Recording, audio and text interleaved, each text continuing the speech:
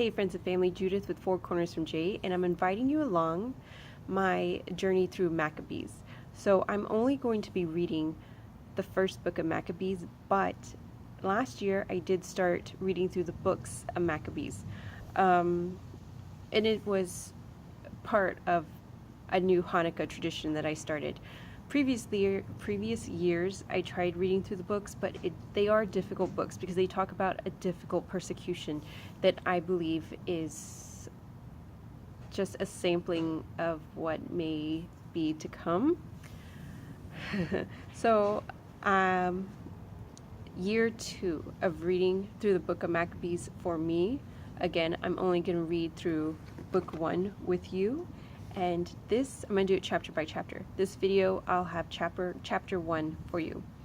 Here we go. Oh, my book is in my lap. It's a new translation, new to me translation. So there's speech patterns and the way names and words are translated or used that I'm not familiar with yet. And so I'm going to try and flow with it. First book of Maccabees, chapter 1. And it happened after that Alexander, son of Philip the Macedonian, who came out of the land of Kittim, had smitten Darius, king of the Persians and Medes, and he resigned in his stead, the first over Greece, and made many wars and won many strongholds, and slew the kings of the earth, and went through to the ends of the earth, and took spoils of many nations, insomuch that the earth was quiet before him, whereupon he was exalted in his heart, and his heart was lifted up. And he gathered a mighty strong host, and ruled over countries and nations and kings, who become tributaries unto him. And after these things he fell sick, and perceived that he should die.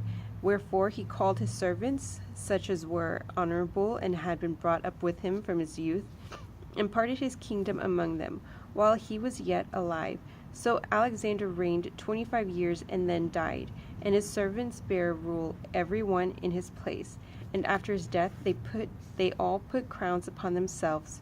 So did their sons after them many years, and evils were multiplied in the earth.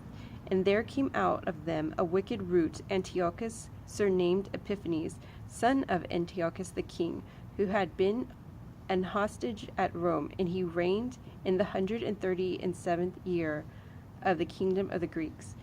In those days went there out of Israel wicked men, who persuaded many, saying, Let us go and make covenant with the heathen that are round about us. For since we departed from them, we have had much sorrow. So this device pleased them well. Then certain of the people were so forward herein that they went to the king, who gave them license to do after the ordinances of the heathen. Whereupon they built a place of exercise in Jerusalem, according to the customs of the heathen, and made themselves uncircumcised, and forsook the holy covenant, and joined themselves to the heathen, and were sold to do mischief. Now when the kingdom was established before Antiochus, he thought to reign over Egypt, that he might have the dominion of 2 realms. Wherefore he entered into Egypt with a great multitude, with chariots and elephants and horsemen, and a great navy, and made war against Ptolemy, king of Egypt. But Ptolemy was afraid of him, and fled, and many were wounded to death. Thus they got the strong cities in the land of Egypt, and he took the spoils thereof.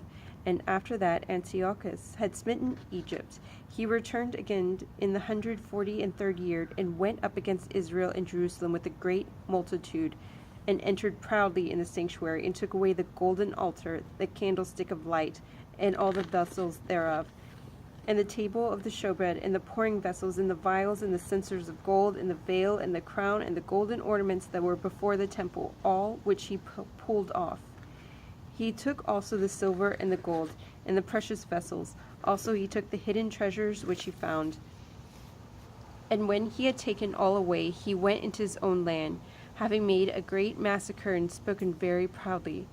Therefore there was a great mourning in Israel, in every place where they were, so that the princes and elders mourned, the virgins and the young men were made feeble, and the beauty of women was changed. Every bridegroom took up lamentation, and she that sat in the marriage chamber was in heaviness. The land also was moved for the inhabitants thereof, and all the house of Jacob was covered with confusion. And after 2 years fully expired, the king sent his chief collector of tribute into the cities of Judah, who came unto Jerusalem with great multitude, and spake peaceably words unto them.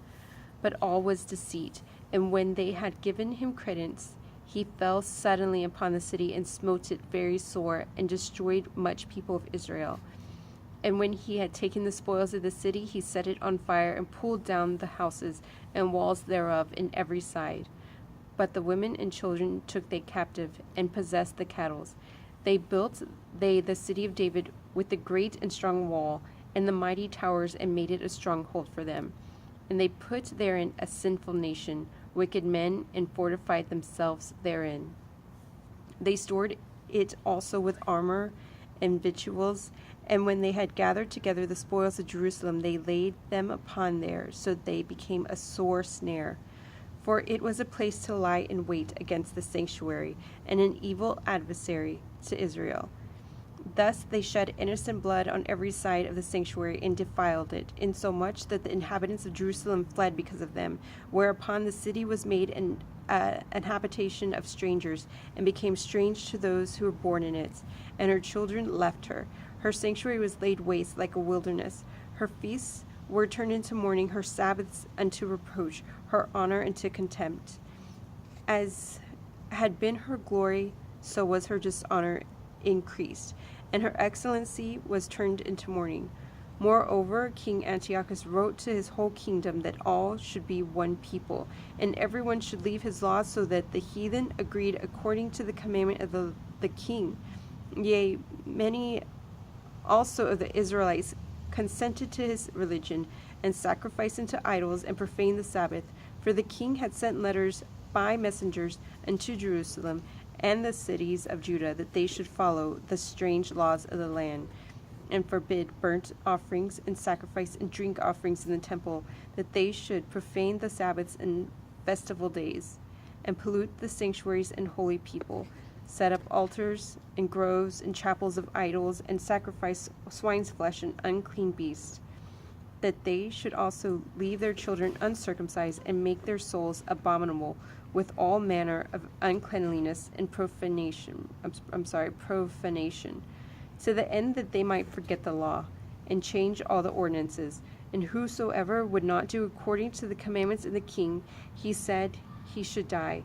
In the self same manner wrote he to his whole kingdom, and appointed overseers over all the people, commanding the cities of Judah to sacrifice city by city.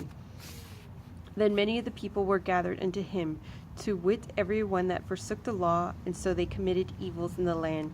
And they drove. There's huge mosquitoes.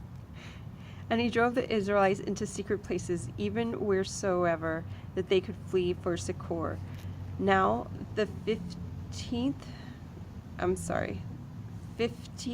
day of the month Caslu, in the 145th year, they set up the abomination of desolation upon the altar, and built idol altars throughout the cities of Judah and every side. The abomination desolation, that's also mentioned maybe Matthew 24, so that's why I look at this as a foreshadowing of what is to come. Chapter 155, verse 55. And burnt incense. Let me just back up so it's a little cohesive. Now the 15th day of the month Caslu, in the 145th year, they set up the abomination of desolation upon the altar, and built idol altars throughout the cities of Judah on every side, and burnt incense at the doors of their houses and in the streets. And when they had rent in pieces the books of the law which they had found, they burnt them with fire. And whosoever was found with any book of the testament, or if any committed to the law, the king's commandment was that they should be put to death. Thus did they by their authority unto the Israelites every month, to as many as were found in the cities. Now the 25th day of the month they did sacrifice upon the altar. I'm sorry, let me read that one more time. Now the 25th day of the month they did sacrifice upon the idol altar, which was upon the altar of God. So it's the 25th day of the month. At which time, according to the commandment, they put to death certain women who had caused their children to be circumcised. Let me back up. Is it every month that they would go through and they did like a monthly sacrifice to their idols?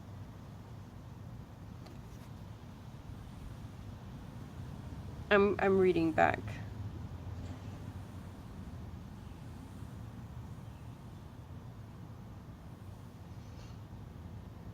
I feel like it said something about something being monthly.